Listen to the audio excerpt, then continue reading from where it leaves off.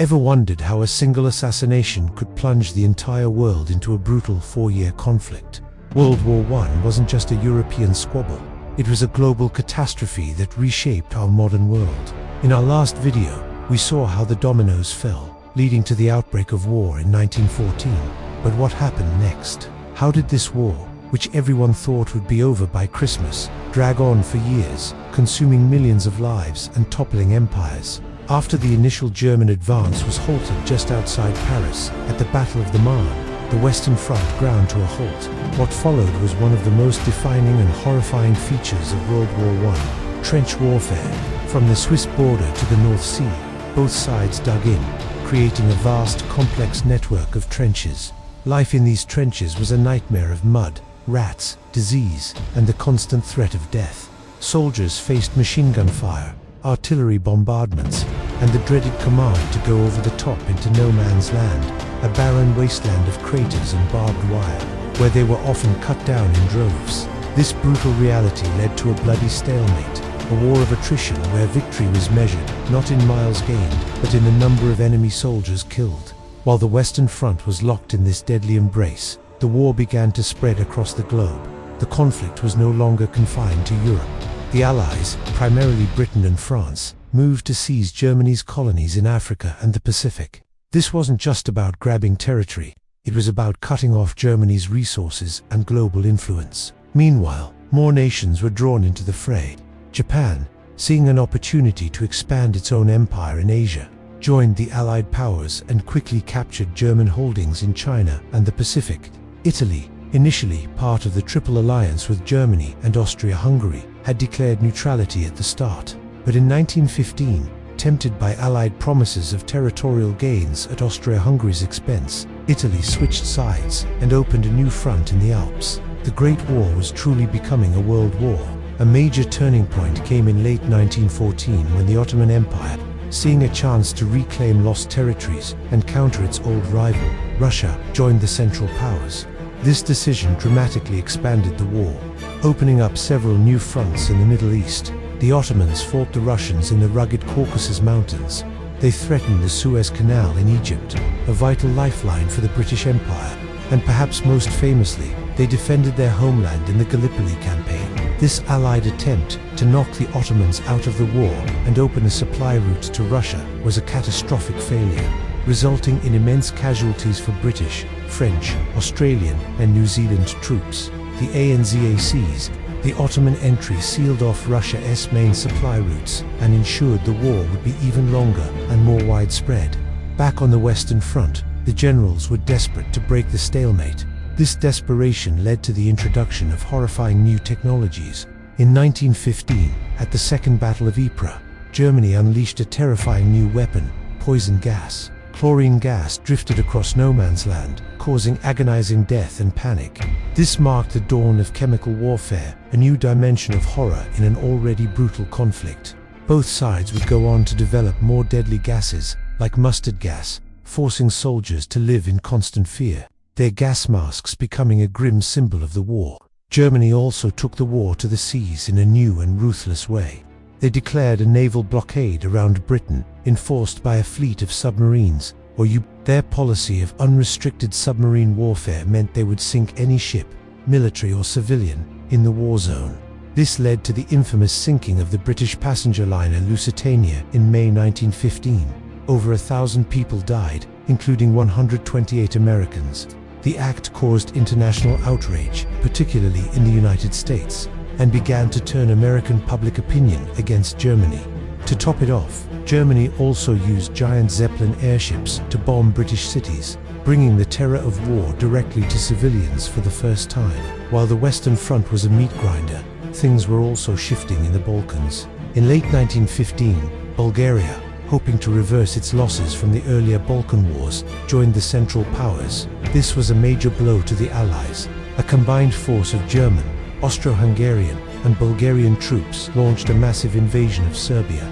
Outnumbered and outgunned, the Serbian army was forced into a harrowing retreat through the mountains of Albania in the dead of winter. The conquest of Serbia secured the Central Powers' control over the Balkans and opened a direct land route from Germany to the Ottoman Empire.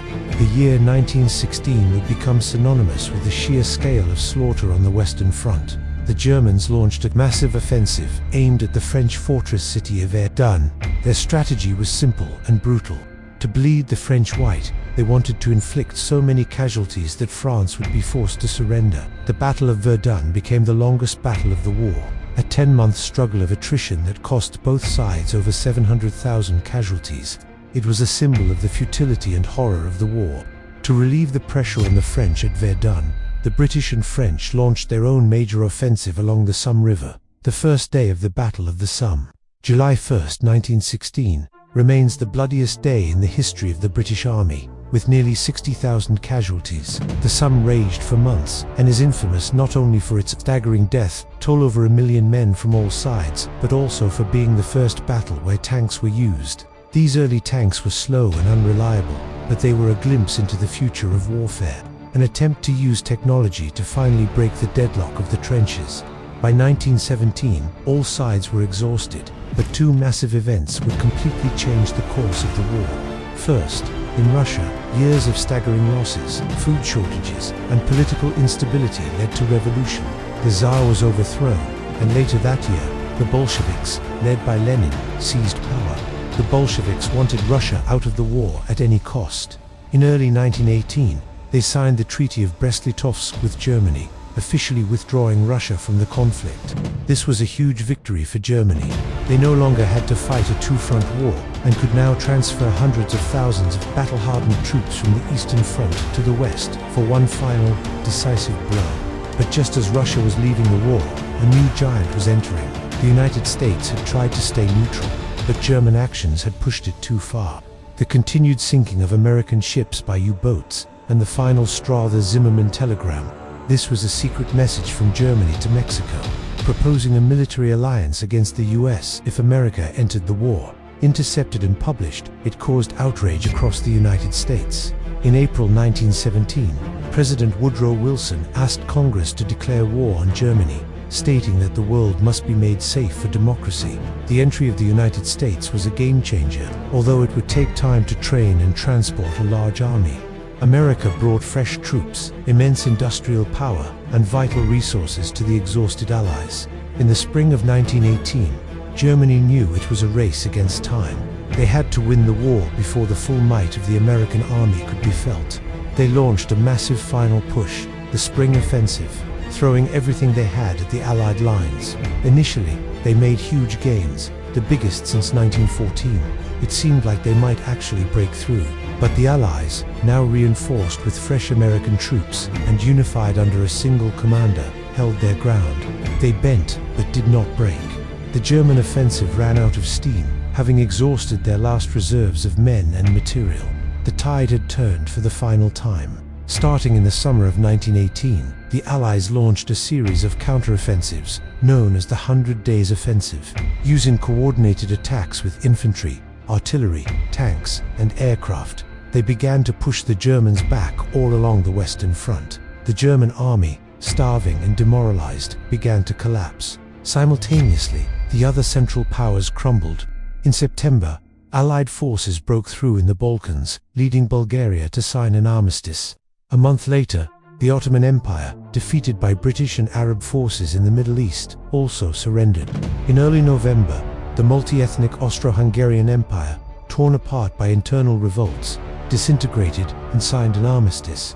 Germany was now alone, its army in retreat, its people starving from the naval blockade, and its sailors mutinying. The German Kaiser abdicated and fled the country. A new German government was formed, and they had no choice but to ask for an end to the fighting. At the 11th hour of the 11th day of the 11th month, 1918, the guns on the Western Front finally fell silent. The Great War was over. The aftermath was devastating. Empires had fallen, a generation was lost, and the world was forever changed. The subsequent peace treaties, especially the Treaty of Versailles, imposed harsh terms on Germany.